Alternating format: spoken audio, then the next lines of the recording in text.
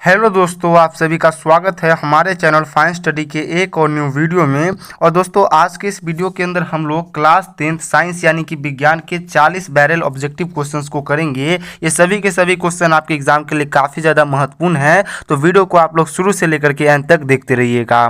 चलिए हम लोग वीडियो की शुरुआत करते हैं अपने पहले क्वेश्चन के साथ। पहला क्वेश्चन आप लोगों से पूछा गया है कि किण्वन क्रिया पाई जाती है। तो किण्वन की जो क्रिया है ये आप लोग याद रखिएगा, ईस्ट में पाई जाती है। ऑप्शन नंबर 20 का बिल्कुल ही राइट आंसर होगा। अगला क्वेश्चन आप लोगों से दूसरा नंबर क्वेश्चन पूछा गया है कि भोजन का मुख्य रूप से अवशोषण होता है। तो जो भोजन होता है इसका मुख्य रूप से अवशोषण कहाँ पे होता है? तो बड़ी आंत में होता है, आप लोग याद रखिएगा। ऑप्शन नंबर सी इसका बिल्कुल ही राइट आंसर होगा। नेक्स्ट क्वेश्चन आप लोगों से पूछा गया है कि पीत रस कहाँ से स्रावित होता है। तो जो पीत रस होता है वो आप लोग याद रखिएगा, यकृत से स्रावित होता है। और यकृत हम लोग किसको कहते हैं? तो लीवर कहते हैं, यानी कि लीवर से स्रावित होता है। ऑप्शन नंबर 20 का बिल्कुल ही राइट आंसर होगा।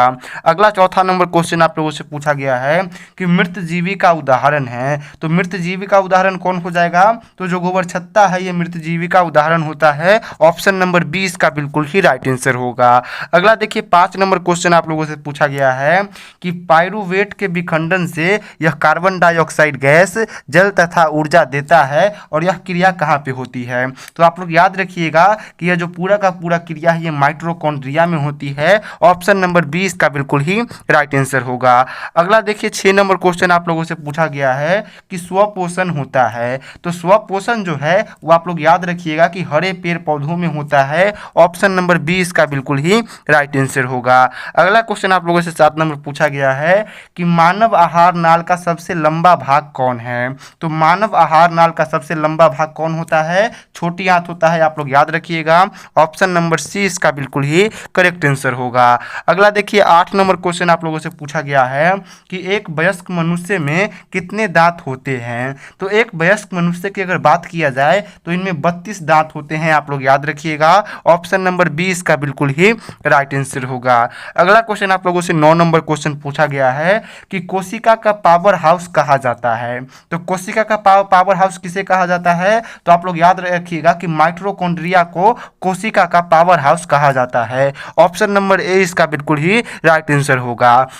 अगला देखिए 10 नंबर क्वेश्चन आप लोगों से पूछा गया है कि मानव शरीर में सबसे लंबी कोशिका कौन है? काफ़ी अच्छा क्वेश्चन है, तो आप लोग याद रखिएगा कि मानव शरीर में सबसे लंबी कोशिका कौन होती है? तो तंत्रिका कोशिका सबसे लंबी कोशिका होती है। ऑप्शन नंबर सी इसका बिल्कुल ही राइट आंसर होगा।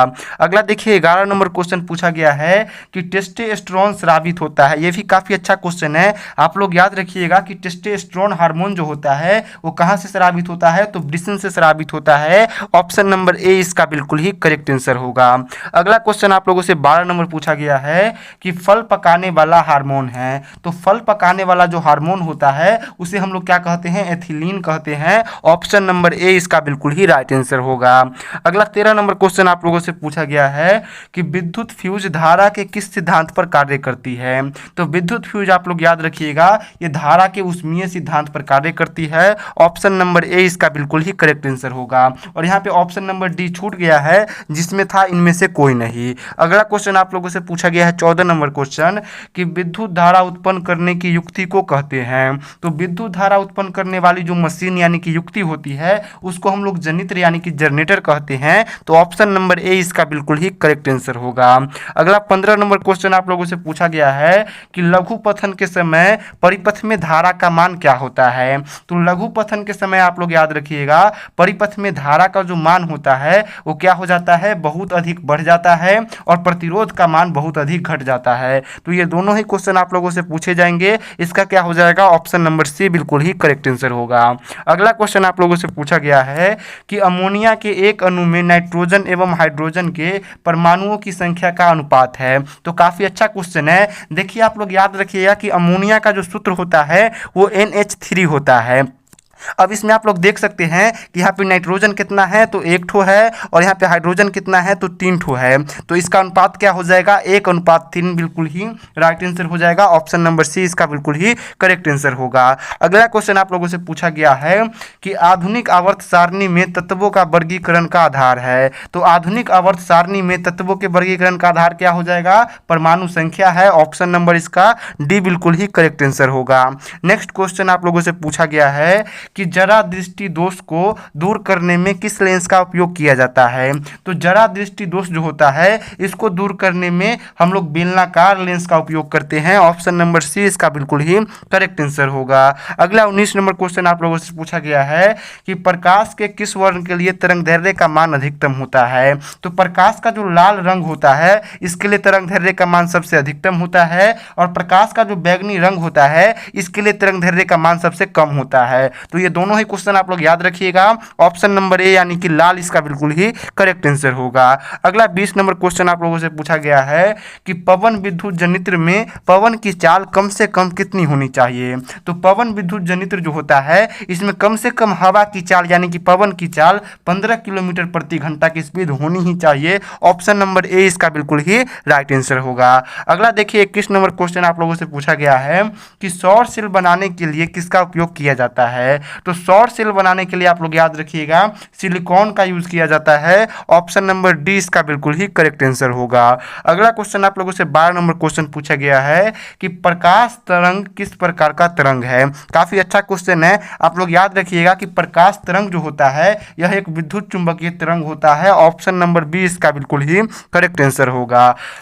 अगला देखिए 23 नंबर क्वेश्चन आप लोगों से पूछा गया है कि प्रकाश की चाल क्या है। काफ़ी अच्छा क्वेश्चन है, आप लोग याद रखिएगा कि प्रकाश की चाल 3 × 8 10 के पावर 8 मीटर पर सेकेंड होती है, या फिर इसी को आप लोग को दिया जाएगा 3 लाख किलोमीटर प्रति घंटा। तो अगले क्वेश्चन की ओर बढ़ेंगे। अगला क्वेश्चन आप लोगों से पूछा गया है कि प्रतिरोध का एसआई मात्रक क्या होता है। तो प्रतिरोध का एसआई मात्रक आप लोग याद रखिएगा ओम होता है, और कूलम्ब किसका एसआई मात्रक होता है तो ये आवेश का एसआई मात्रक होता है। एम्पियर क्या होता है तो एम्पियर धारा का एसआई मात्रक होता है, और जूल जो होता है ये किसका एसआई मात्रक होता है तो ये कार्य का एसआई मात्रक होता है। आप लोग याद रखिएगा।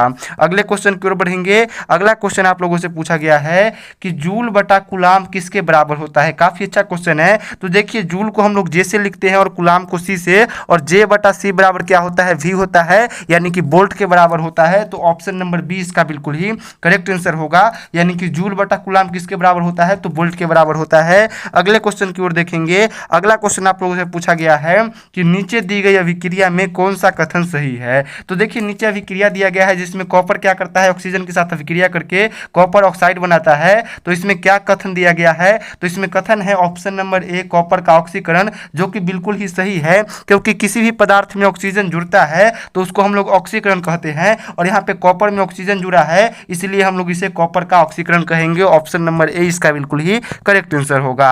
अगला देखिए 27 नंबर क्वेश्चन आप लोगों से पूछा गया है कि समीकरण है जिसमें जो CaCO3 है ये टूट करके CaO और CO2 गैस में बदलता है, तो यह किस प्रकार का समीकरण है। तो देखिए जब भी कोई बड़ा पदार्थ या फिर बड़ा धातु जो होता है ये टूट करके अपने से छोटे दो से अधिक धातु बनाते हैं, तो इस प्रकार के समीकरण को हम लोग क्या कहते हैं वियोजन समीकरण कहते हैं। ऑप्शन नंबर ए इसका बिल्कुल ही करेक्ट आंसर होगा।